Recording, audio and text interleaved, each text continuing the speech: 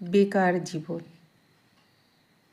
কত স্বপ্ন আশা নিয়ে গ্র্যাজুয়েট হলাম, মনে সেদিন কি যে আনন্দ পেলাম তার ভাষা এখনও খুঁজে পাইনি। সেরকম আমার জীবনে ঘটনা ঘটেছে নীরবে, সেদিনের স্মৃতি এখনও মনে পড়ে। দিন যায়, মাস যায়, বছর ঘুরে আসে, চাকরি না পেয়ে জীবনটা যেন জলে ভাসে। উদ্বিগ্ন মন নিয়ে হতাশায় মরি, পকেটে নেই কোনো যে কানা করি।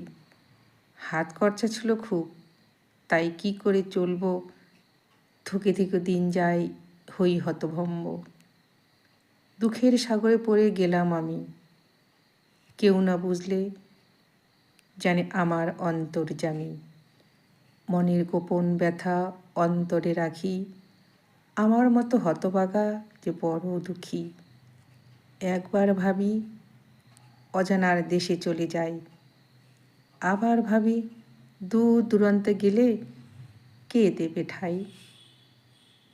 বেকার ছেলে অবহেলা সবাই করে, ভাগ্যের দোষে অশ্রু আমার ঝরে।